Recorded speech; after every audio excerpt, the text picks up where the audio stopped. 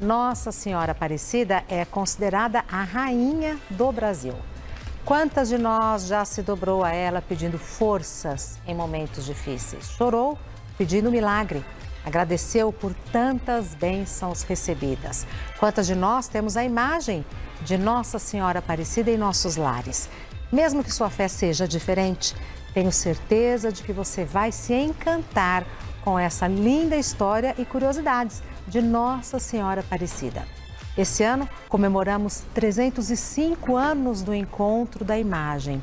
O tema da festa é Com Maria, caminhar juntos para construir uma igreja missionária. Hoje damos início ao nosso quadro, A História dos Santos. E nada melhor do que começarmos com a padroeira do Brasil, Nossa Senhora Aparecida. E a gente começa a nossa conversa. Em primeiro lugar, muito obrigada por ter vindo aqui. Eu que agradeço. Nesse feriado, nesse nosso programa, que é um programa feito com muito carinho e com muito respeito. Independente da religião, o manto de, como se o manto de Nossa Senhora estivesse sempre presente nas nossas vidas, né? Eu vou conversar com a Vilma Stegall de Tomaso, é assim que fala o seu nome? Stegall. Stegall de Tomaso, que é doutora em Ciências da Religião. Isso. Esse chale tem alguma coisa especial? Não, Me lembrou o manto de Nossa Senhora, você acredita? Mesmo? É. Eu vi você colocando ali, eu falei, deve ter algum significado especial. Olha, eu peguei por acaso hoje, porque eu achei que a roupa estava um azul marinho muito escuro, eu falei, vou dar uma clareada. Uma clareada. Isso. Ali na mesa, nós temos uma imagem de Nossa Senhora grávida. Vira e mexe a gente fala, ai, minha Nossa Senhora, mas a Nossa Senhora Aparecida é uma Nossa Senhora que tem ali as suas particularidades, digamos assim, né, Vilma? Tem muitas particularidades. Você falou de grávida, ela está grávida. Não sei se vocês têm imagens aí para mostrar, mas a gente nota se a imagem estiver sem o manto, você vê que ela está no início de uma gravidez, porque ela está sempre com o filho, né? E o filho com ela também. Ah, a imagem de Nossa Senhora Aparecida? Sim, ela está grávida. Ela também. Eu nunca tinha notado. Ela está grávida. Então é uma Nossa Senhora grávida. Sim. E essa imagem que foi encontrada no Rio é que deu origem à devoção à Nossa Senhora Aparecida, Vilma? Então, olha, uma imagem do século... Isso aconteceu no século XVII, né? 1717. 3 pescadores foram pescar porque o conde de Assumar passaria na região, precisaria ter um banquete, um jantar melhor. Só que não era época de pesca e eu sei que eles estavam sofrendo porque a rede vinha vazia. De repente, um sentiu um peso, veio o corpo, uma imagem quebrada, sem a cabeça. Mais para frente, em outro lugar, vem a cabeça. O que acontece? Qual a chance, né? Ele colocou, encaixou, quer dizer, era daquela imagem, né? Aquela cabeça era daquela imagem. Só que depois desse acontecimento, eles começaram a pescar muitos peixes. Então, chegaram na vila, né? Que era a vila de Guaratinguetá, não se chamava Aparecida ainda. Porque, aqui no Vale do Paraíba. Exatamente. No Rio Paraíba, eles contaram e começou uma grande devoção. Só depois de algum tempo é que foi feita uma capelinha, só depois de muito tempo, quase 40 anos, foi feita uma igreja, uma basílica para ela, né? E agora você vê o tamanho desse santuário. Então, olha que interessante, Regina. Eu acho que o maior milagre de Nossa Senhora Aparecida é que uma imagem que foi descartada, por quê? Não se joga no lixo uma imagem quebrada. As pessoas, por uma questão de respeito, lançavam no rio, né? É uma tradição isso, ninguém joga fora uma imagem santa assim, né? Então a imagem deve ter sido quebrada, não tinha quem restaurasse, jogaram fora. Muito bem. E uma imagem de 37 centímetros, barroco paulista, você vê o resultado. Isso é o grande milagre. Então, quantas devoções, quantas vidas transformadas, né? Quantas pessoas que vão lá e sentem realmente, quando entram naquele... Eu sou apaixonada por Aparecida. Eu conheci a outra igreja. Ah, você tem que as duas são lindas, a outra também, a antiga. Mas você entra e você está na casa da mãe. Mas, Vilma, o que me chamou a atenção agora, e que só agora eu me dei conta disso, eu já conheci essa história, qual a chance de você encontrar o corpo e a cabeça no rio? Fez um milagre. Qual a chance, né? E teve um outro episódio também, que quando a santa caiu, as mãozinhas não se separaram, Exato. né? Isso eu era criança, eu lembro. Eu vou chamar para a nossa conversa Rodrigo Alvarez, que é jornalista e escritor. E eu não sabia que o Rodrigo era estudioso de Nossa Senhora. Seja muito bem-vindo, Rodrigo. Prazer, Regina. Prazer falar com você e com a Vilma. Prazer. Todo nosso. Rodrigo. Você está falando de onde, Rodrigo? Eu estou nos Estados Unidos. Pois é, na minha memória você está como correspondente internacional, viajando Eu estive em Jerusalém até alguns anos atrás. Talvez seja essa a sua maior memória, não sei se é. Não, são várias, mas é que me chama a atenção que a gente não espera que uma pessoa que trabalha com informação, que cuida dos fatos e tal, também se interesse por assuntos religiosos. Sendo bem sincera, Rodrigo. Eu fui criado na religião, fui criado de família católica, mas também escolas, né? Tanto escola primária quanto depois universidade católica, e sempre muito interessado em entender mais sobre a história, né? E quando eu tive uma oportunidade, eu vivendo em São Paulo uma época, indo muito a Aparecida, inclusive por causa do trabalho, eu percebi que não havia uma boa narrativa completa sobre a história da imagem. E eu tinha curiosidade de saber por que Aparecida, né? Porque tem outras santas no Brasil, Perfeito. Tem outras imagens. Por que Aparecida foi escolhida padroeira? Por que se tornou tão importante? Por que tantos milagres atribuídos a ela? Então eu comecei uma pesquisa quando eu estava em São Paulo ainda, depois eu fui morar em Jerusalém no meio dessa pesquisa, mas já tinha feito a parte mais importante, que era a aquisição de documentos, né? E terminei o livro em Jerusalém com grandes descobertas, porque muito da história que a gente vê por aí, o que a gente sempre ouviu, inclusive os próprios padres de Aparecida me disseram isso, as histórias tinham fragilidades, tinham erros, né? Tem alguns erros até hoje que continuam sendo repetidos sobre a história de Aparecida e curiosidades que eu acho essenciais que precisam ser reveladas. Eu trouxe algumas aqui para contar para você. Por favor, pode começar. Bom, não é por estar num programa chamado Mulheres, não tão dedicado às mulheres, mas eu já venho dizendo isso desde há alguns anos, desde a segunda edição do meu livro Aparecida, que há uma grande injustiça com as mulheres na história de Aparecida. Então, a Vilma estava contando agora há pouco a história, muito bem contada, a história do encontro da imagem. E quem encontrou essa imagem, né, isso está nos registros oficiais, foi João Alves.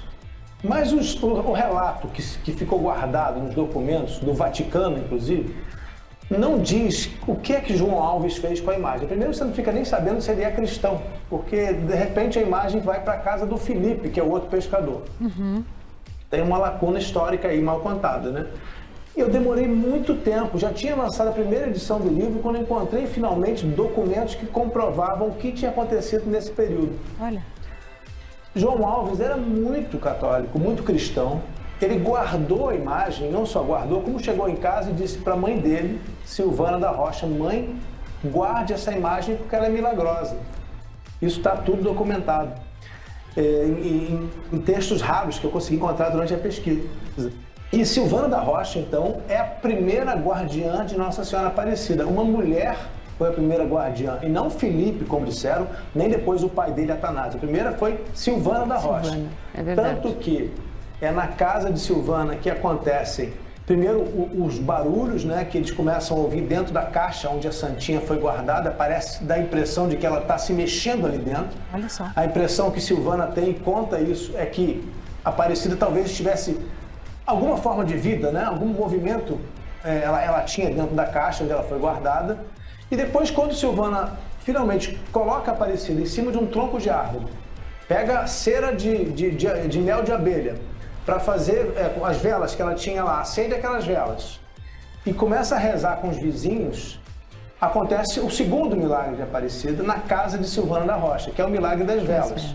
Começou a ventar, uma grande ventania, as velas que iluminavam a Santinha se apagaram. Quando a Silvana se aproximou, foi pensando em reacender as velas, depois de algum tempo, as velas se reacenderam sozinhas. Então, o segundo milagre de Aparecida já aconteceu na casa de Silvana. Se é que não é o terceiro, né? Porque ela se mexer na caixa já era um milagre. Boa. E aí, Regina, tem uma outra história que é interessante. Nós estamos agora, né, oficialmente comemorando 305 anos do encontro da imagem. Ela teria sido achada em 1717. Eu posso te atestar com toda segurança que ela não foi encontrada em 1717. Jura? Alguns documentos aos quais eu tive acesso durante essa longa pesquisa mostram que ela foi encontrada em 1719, portanto, 303 anos atrás. E que a história do Conde de Assumar, o governador de São Paulo, bom, ela não fica de pé, não se sustenta, não houve banquete para o Conde de Assumar, essa história não existe. O Conde de Assumar foi a Guaratinguetá, mas no diário dele, detalhadíssimo, escrito linha por linha, cada passo do Conde, não há uma única referência ao milagre de peixes ou ao encontro de uma imagem. Esse é só um indício. Sim, sim. Depois disso, olha só, Regina, que interessante. Há outro documento que mostra que em 1719 foi uma comitiva de governadores e engenheiros a Guaratinguetá, e aí sim, houve uma pescaria abundante. Houve um banquete e há registros oficiais sobre isso. Isso explica também por que no relato oficial dizia lá 1719, Conde de Assumar, mas impossível porque o Conde de Assumar foi em 1717. Com o passar dos anos, ninguém sabia o que fazer, deram um jeito. Bom, então foi 717, aquele padre lá atrás errou, não foi 719? Sim. Mas não foi, foi 1719. E quem foi a primeira guardiã foi uma mulher, Silvana. Eu sabia. Agora eu queria saber de vocês dois, por que essa devoção à Nossa Senhora Aparecida? Existe uma explicação? Olha, pelo que eu tenho estudado de santos, eu gosto muito de vida de santos, né? Geralmente é um caminho contrário, não é a igreja que faz o santo, é o povo que faz. Então, não adianta, por exemplo, se a igreja vier apresentar alguém para a gente ter devoção, isso não existe, não acontece isso. É algo que vem do povo para a igreja e a igreja acolhe ou não. Perfeito. Né? Conforme vão acontecendo os fenômenos, e os milagres ou então as conversões, porque não deixa de ser um milagre, né? A própria Maria Helena Chartuni, que fez o restauro, ela tem um livro bonito que fala a história de 2 restauros, porque quando ela, embora católica, mas assim não devota, enfim, uma pessoa muito questionadora, inteligentíssima, muito questionadora, quando ela fez o restauro da santa, ela também se restaurou. Quer dizer, isso também é algo que chama, é algo porque são testemunhos, você percebe? A fé, ela vem muito mais por testemunhos do que por palavras, já diz São Paulo, né?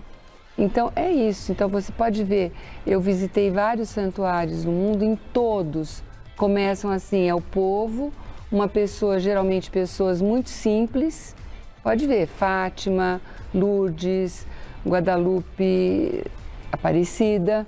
Então, geralmente é isso, pessoas muito simples, analfabetas, às vezes pouco estudo, tem a visão, no caso de Aparecida, né? Não foi visão, foi uma aparição, por isso que é Aparecida.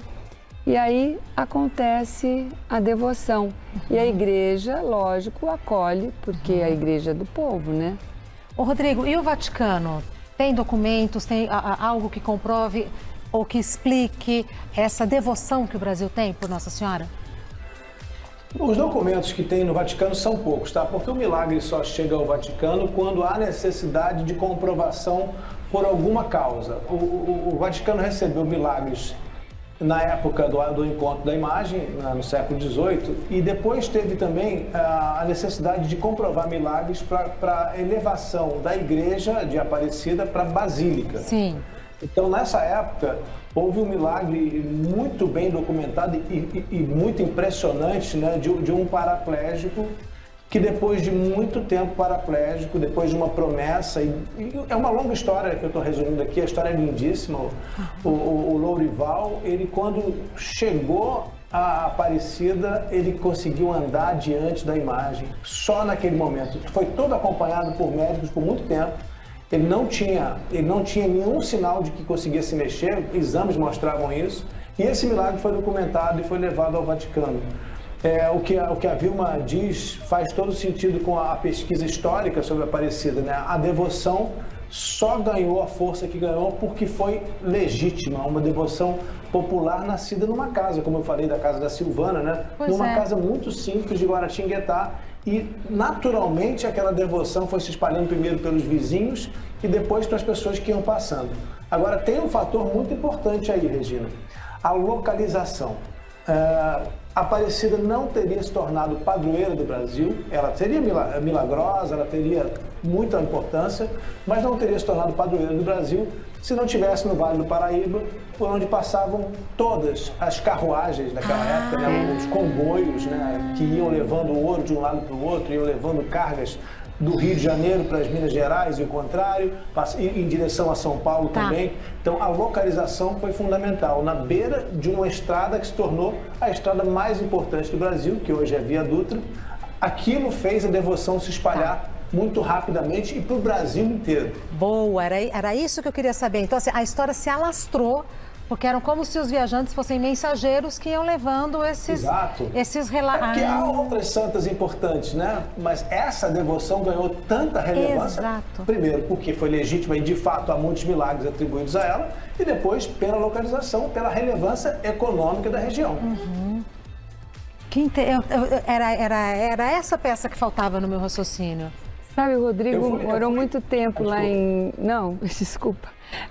Em Jerusalém, né? Você falou. Isso. E é interessante, quando eu fui para a Terra Santa, quando você vai ali na casa de Pedro, que tem o lago, o Mar da Galileia, que na verdade não é o mar e tal, eles falam a mesma coisa em relação a Jesus, porque diz que Jesus é o que é, porque os guias geralmente são judeus, né, que nos levam e tal, que são os oficiais, e eles falam exatamente isso que você falou em relação à estrada, que Jesus pregava ali porque era um porto, ia para todos os lugares, então Jesus ficou conhecido por causa disso. Eu falei, olha, é uma estratégia santa, não é, Rodrigo? É uma estratégia santa. Se espalhar. Exatamente. É melhor que ela esteja lá, no lugar de onde as coisas saem, para onde as coisas chegam, onde as pessoas passam.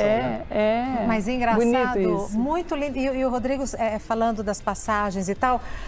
Eu sou católica, assim como o Rodrigo, fui criada numa família católica e tal. Hoje eu não sei se eu sou católica, eu sou uma pessoa de fé, mas algumas coisas me pegam assim de um jeito diferente. Ele contando me emociona a gente de um jeito diferente. Posso contar mais um milagre, Regina, desconhecido? Deve.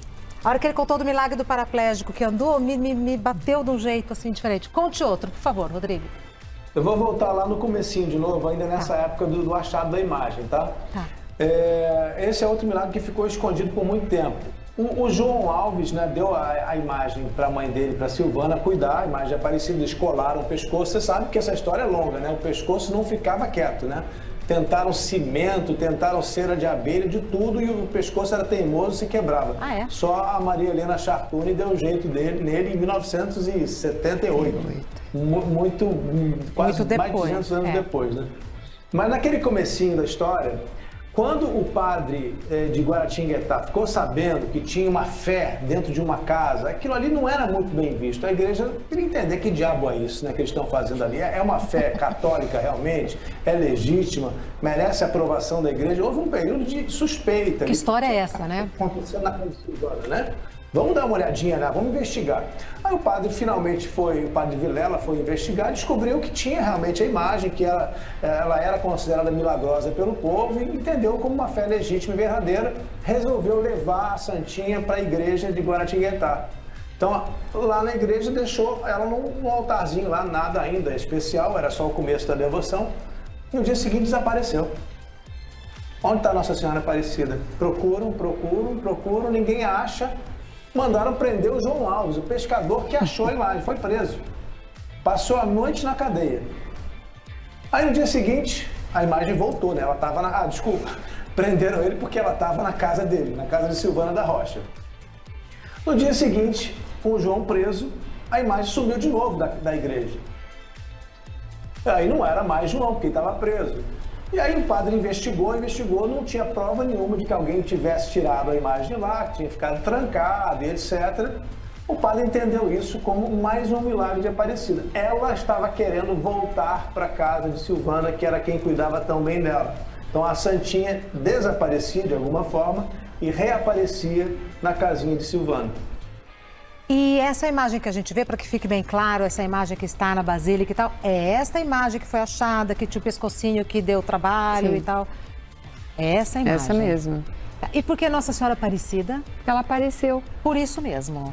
Tá, ela apareceu, assim. Ela não é que foi como Santa Bernadette, que Nossa Senhora fala com ela, os 3 pastorinhos em Fátima, né?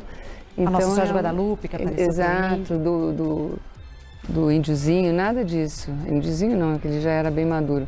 Mas, enfim, ela apareceu, é uma estátua barroca que apareceu. Aliás, ela tem outro nome, sabia? Tem um nome do meio. Ela era Nossa Senhora da Conceição Apareceu. Gravidez que a Vilma falou, né? Mas porque ela também nasceu para ser Conceição. Ela não nasceu nem negra, nem Aparecida. Não. Né? Quando ela foi construída, provavelmente em torno de 1650, né? Porque era uma época que se faziam imagens parecidas com ela, inclusive há registro de alguns artistas daquela região, ninguém sabe o autor, mas há alguns que faziam imagens parecidas. Então ela é dessa época. E naquela época o que se faziam era imagens da padroeira de Portugal, que era Nossa Senhora da Conceição. Então faz todo sentido que ela tivesse grávida, que ela tivesse essa forma. E se você olhar bem, ela tem uma carinha de portuguesa. Só que ela depois ficou negra, depois ela perdeu os cabelos, né? Porque sumiram, esses cabelos nunca foram achados. Foi a Maria Helena Chartuni que recolocou os cabelos finalmente, porque não tinha mais. Ela era de cabelo curtinho, parecia que ela era, né? Porque tinha sumido. Então ela de Nossa Senhora da Conceição, com o tempo passou a ser Nossa Senhora da Conceição Aparecida. E a coloração é por conta da água do rio? É isso mesmo? Velas também. As velas. Ela ficou no barro, imagina. Você viu que aquele rio Paraíba é um rio lamacento, né? Você imagina. E as imagens geralmente eram feitas brancas, né? Então elas foram... foi se colorindo. Imagina quanto tempo ela deve ter ficado lá. Não sei se a arqueologia já descobriu quanto tempo, Rodrigo, isso eu não sei. Não, eu tenho uma estimativa, tá?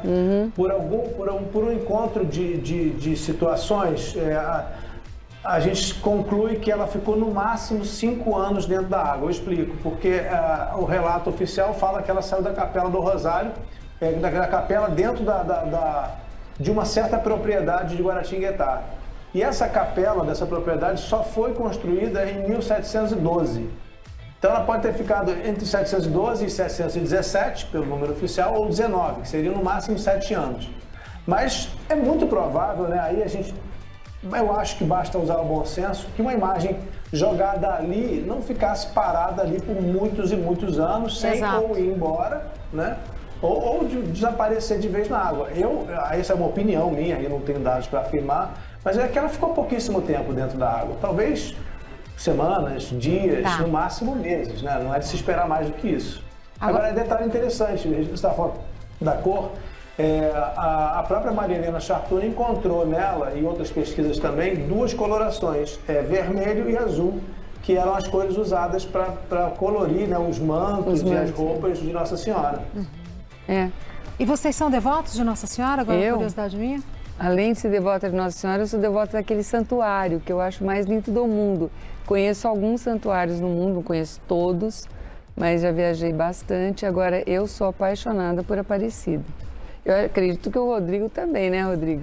Eu tenho uma relação muito grande me desenvolvi, né, ao longo desses anos, né, com o santuário, com os padres do santuário, com Nossa Senhora Aparecida. É interessante, você viaja o mundo, né? Eu estava cobrindo, né, como jornalista, os funerais de Nelson Mandela na África do Sul. Eu entro numa igreja onde está tendo uma missa para o Mandela tem uma imagem de Aparecida lá. Olha. Você vai rodando o mundo, onde eu vou, tem uma imagem de Nossa Senhora Aparecida. É interessante, né, a gente perceber algo que as pessoas às vezes não se dão conta ou esquecem, né, que a Aparecida foi provavelmente o primeiro símbolo nacional brasileiro. Quando ela começou a conquistar os corações dos brasileiros, não existia o nosso hino nacional, não tinha a nossa bandeira atual, não tinha futebol, obviamente, não tinha carnaval para dizer que o Brasil era o país do samba e do carnaval e do futebol, né? E nem a palavra brasileiro era usada para falar de nós. E já existia o símbolo de Nossa Senhora Aparecida como um símbolo nacional do Brasil, da fé brasileira. Eu nunca tinha pensado nisso. É um fenômeno muito forte. O Rodrigo falou símbolo, e o símbolo é uma coisa, eu tenho estudado muito isso, sabe? O símbolo não é uma coisa que a gente... Vamos fazer uma convenção aqui, vamos inventar um símbolo e divulgar. Não é, isso não acontece. É algo que vem, sabe? Não pode ser criado por alguém.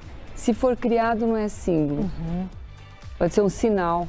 A gente pode criar um sinal. E muito curioso. Interessante isso. E quando a gente entra num lugar sagrado, a gente sente de alguma maneira o impacto desses símbolos, né? E a Aparecida é lotada de símbolos, o próprio santuário e a própria aparição da imagem, porque o Rodrigo, que esteve muito tempo lá na Terra Santa, sabe que a água do Rio Jordão é lamacenta, a água do Rio Paraíba é lamacenta. Jesus foi batizado nessa água. A água tem um simbolismo muito grande, né, na religião, no cristianismo, né? Então, por que Jesus foi batizado? Porque naquela, quer dizer, é muito forte. O Cláudio Pastro, quando fez o interior do santuário, né, que ele fez a decoração do santuário, você entra, você vê nas paredes assim, o movimento. E você emerge na água. Então você emerge na graça. Pelos corredores você passa, quer dizer, tudo ali fala, é uma linguagem que fala a qualquer pessoa. O símbolo é bonito porque fala a qualquer língua, é universal. Então isso é muito bonito, eu vou te falar, é um dos lugares mais lindos, mais bonitos e que eu mais gosto de Aparecida. Eu brinco com meu marido, Paris ou Aparecida? Eu falo Aparecida.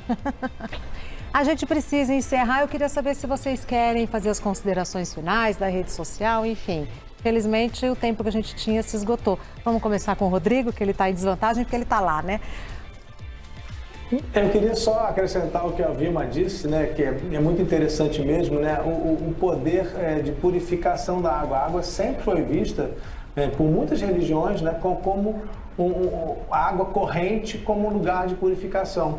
Então talvez tenha também essa explicação, né, Regina, por que Aparecida, por que a força tão grande de Aparecida ter surgido das águas é muito importante, né? Além de ser muito bonito tudo isso, né? Sem dúvida.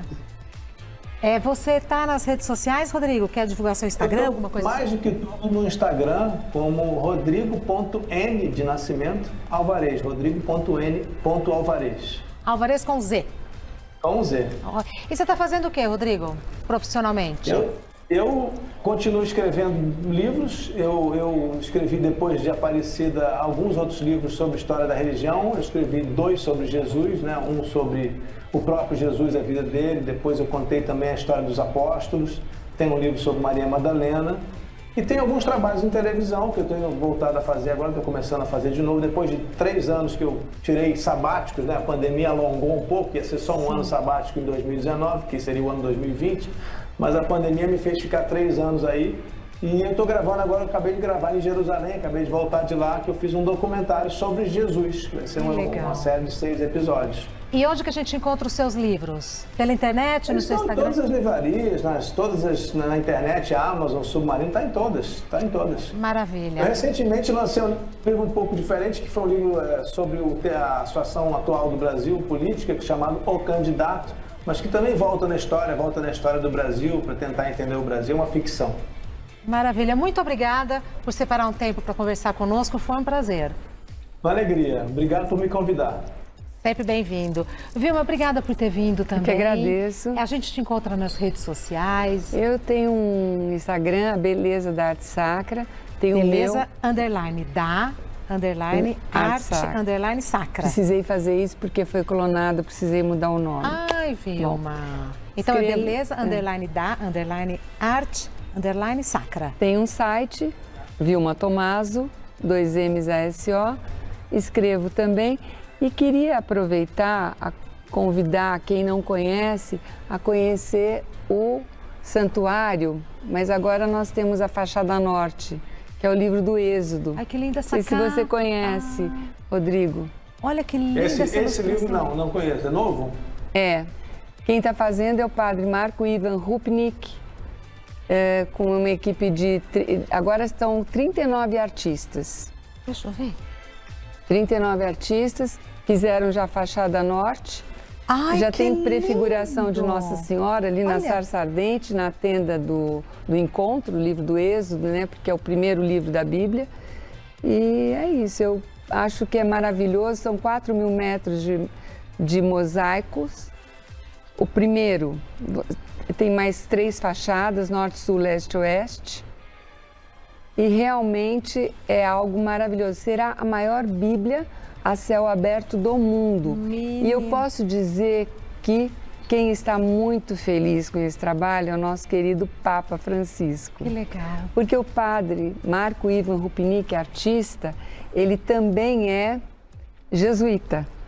E, lógico, amigos. E uma outra coisa que acho que o Rodrigo, logicamente, sabe, não sei se o público sabe, é que o Papa, o nosso Papa Francisco, tem uma grande devoção e um grande carinho por Aparecida. Inclusive, tem um monumento que ele pediu na época para o arcebispo anterior, para o Dom Raimundo Damasceno, e o Cláudio Pastro fez, está nos Jardins do Vaticano. Que privilégio ter vocês dois aqui conosco. Nossa, eu que agradeço. Prazer de conhecer o Rodrigo, conheço 2 livros dele, viu? Pois é, só Maria e... Maria aí? E sobre Aparecida. Só uma correção que nós falamos aqui brevemente, mas eu preciso fazer essa correção, que a Nossa Senhora de Guadalupe apareceu para o índio, o correto teria sido a gente falar que apareceu para o indígena. Isso. Sempre bom, né? Sempre bom a gente fazer as correções. Meus queridos, muito obrigada. Nós que Até breve. agradecemos. Se vocês tiverem ideia de outras pautas e tal, esse programa é um programa que tem tempo para a gente conversar sobre as coisas. Tá bom? Até breve. Até breve.